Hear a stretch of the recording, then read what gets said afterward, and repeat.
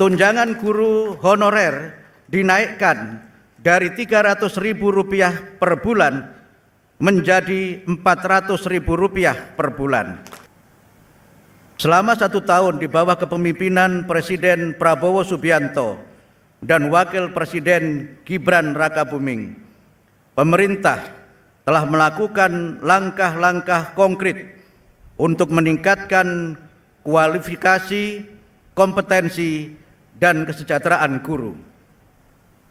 Tahun 2025, pemerintah memberikan beasiswa sebesar Rp3 juta per semester bagi guru yang belum berpendidikan D4 atau S1 untuk melanjutkan studi S1 melalui program rekognisi pembelajaran lampau untuk 12.500 guru.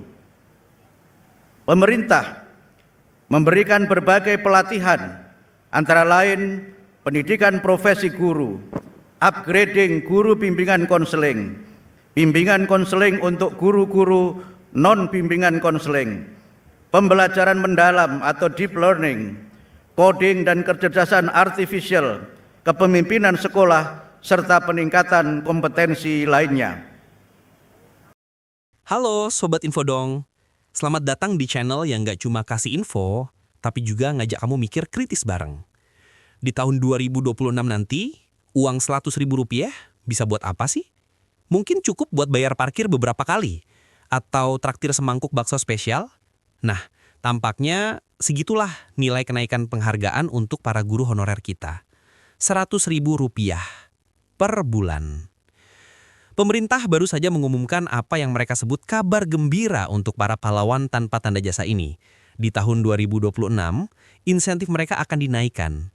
Besarannya, ya, Rp100.000. Di saat beban dan tanggung jawab mereka terus bertambah, kita harus bertanya, ini sebuah penghargaan bagi guru honorer? Sobat Infodong, biar nggak salah paham, kita bedah dulu faktanya. Pengumuman ini disampaikan langsung oleh Menteri Pendidikan Dasar dan Menengah, Abdul Mukti, saat upacara Hari Guru Nasional di Surabaya pada 25 November 2025. Kebijakannya jelas, insentif untuk guru honorer non-ASN akan dinaikkan dari yang sebelumnya Rp300.000 per bulan menjadi Rp400.000 per bulan yang mulai berlaku pada tahun anggaran 2026. Kenaikan ini, kata pemerintah, adalah bagian dari paket kebijakan yang lebih besar. Selain kenaikan insentif, pemerintah juga menjanjikan program lain, seperti beasiswa untuk 150.000 guru yang ingin lanjut studi, dan program pelatihan kompetensi seperti coding dan pembelajaran mendalam. Bahkan, ada janji untuk mengurangi beban administrasi guru yang selama ini dianggap memberatkan. Di atas kertas, semua ini kelihatannya bagus kan? Sebuah komitmen dari pemerintah untuk memperhatikan nasib pendidik. Sekjen PB PGRI, Dudung Abdul Qodir, bahkan mengapresiasi niat baik ini dan menyebutnya sebagai angin segar. Tapi, kalau kita berhenti hanya pada narasi kabar gembira ini, kita kehilangan gambaran besarnya. Pertanyaannya bukan lagi apakah ini baik, melainkan apakah ini cukup. Disinilah ironi yang menyakitkan itu dimulai. Kenaikan Rp100.000 per bulan itu artinya cuma ada tambahan sekitar Rp3.300 per hari. Di tengah kenaikan hajat kebutuhan pokok yang terus meroket, nilai ini terasa seperti tetesan air di tengah gurun. Mari kita bedah, mengapa kenaikan ini terasa sangat miris jika dibandingkan dengan 3 hal: beban kerja, biaya hidup, dan skala prioritas. Pertama, soal beban kerja. Guru honorer seringkali memikul tanggung jawab yang sama beratnya, bahkan lebih berat dibanding guru PNS. Mereka tidak hanya mengajar di kelas, yang jamnya seringkali lebih dari 24 jam per minggu, tapi juga dibebani setumpuk pekerjaan administratif. Mereka membuat RPP, mengisi laporan, sampai jadi panitia acara sekolah. Semua itu dilakukan dengan status kepegawaian yang tidak pasti, dan sekarang dengan penghargaan tambahan senilai 3.000-an per hari. Kedua, kontrasnya dengan biaya hidup. Kenaikan Rp100.000 ini bahkan tidak bisa mengejar laju inflasi. Harga beras, minyak, telur, dan ongkos transportasi terus naik. Sebuah survei dari Institute for Demographic and Poverty Studies, IDEAS, pada Mei 2024, menunjukkan fakta yang menampar. 74% guru di Indonesia, terutama honorer, punya gaji di bawah upah minimum kabupaten atau kota terendah sekalipun. Sebagian dari mereka bahkan berpenghasilan di bawah Rp500.000 per bulan. Dengan insentif baru sebesar Rp400.000, total pendapatan mereka masih jauh dari kata layak. Ini bukan lagi soal kesejahteraan, ini soal bertahan hidup.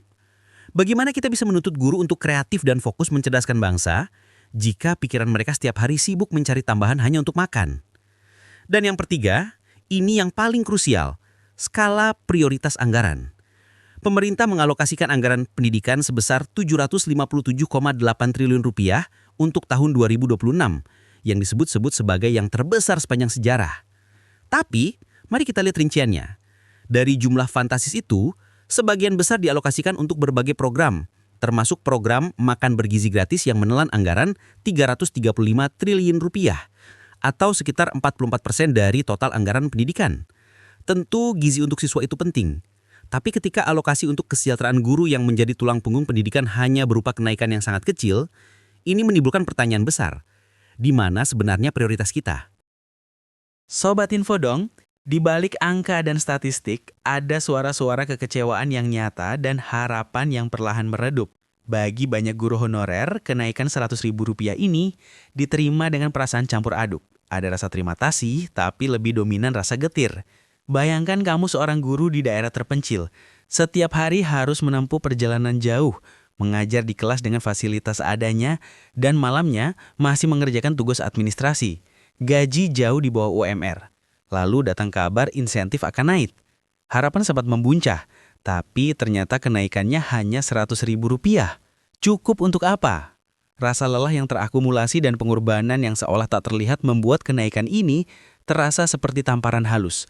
Survei dari IDEAS menemukan fakta menyedihkan lainnya. 79,8% guru mengaku punya utang untuk memenuhi kebutuhan hidup. Mereka berutang ke bank, koperasi, bahkan pinjaman online.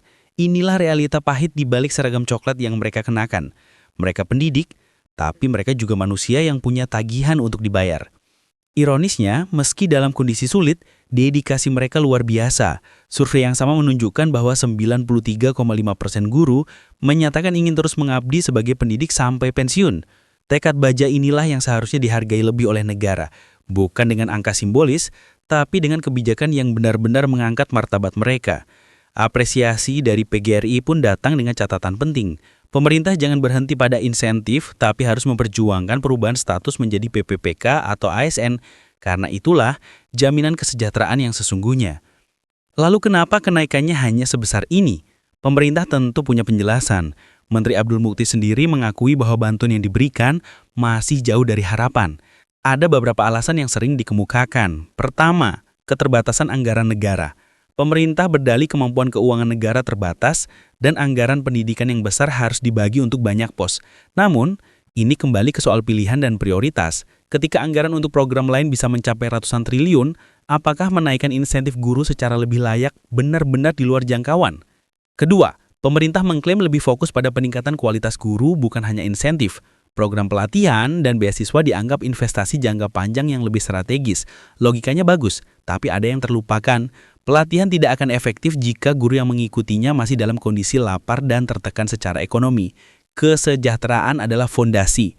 Tanpa fondasi yang kuat, bangunan semegah apapun akan rapuh. Ketiga, ekonomi global dan inflasi dijadikan kambing hitam. Tekanan ekonomi disebut membatasi ruang fiskal pemerintah. Argumen ini bisa dibalik. Justru karena ada inflasi, kenaikan yang hanya Rp100.000 menjadi semakin tidak signifikan. Keempat, pemerintah menyebut ini kebijakan bertahap. Kenaikan Rp100.000 ini dianggap langkah awal yang realistis dengan janji akan ada penambahan lagi di masa depan.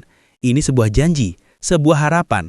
Namun bagi guru honorer yang telah mengabdi puluhan tahun dengan penghasilan minim, janji adalah sesuatu yang sudah terlalu sering mereka dengar. Mereka butuh kepastian, bukan sekedar harapan yang entah kapan terwujud. Sobat Infodong, kenaikan insentif Rp100.000 ini bukanlah sebuah solusi. Ini adalah gejala dari masalah yang lebih besar. Betapa rendahnya penghargaan kita sebagai bangsa terhadap profesi guru, terutama yang berstatus honorer.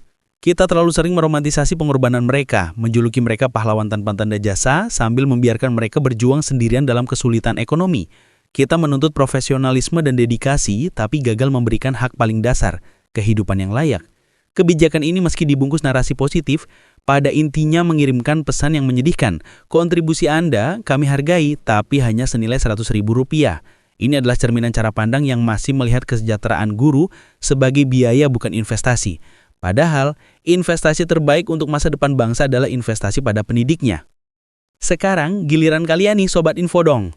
Apakah kenaikan Rp100.000 ini langkah maju yang patut diapresiasi atau justru sebuah langkah menyedihkan yang menunjukkan salah prioritas? Tulis pendapat kamu di kolom komentar ya. Dan jangan lupa like, subscribe channel ini dan nyalakan lonceng notifikasinya biar kamu gak ketinggalan info-info penting lainnya. Karena di sini bukan cuma kasih info, tapi info dong.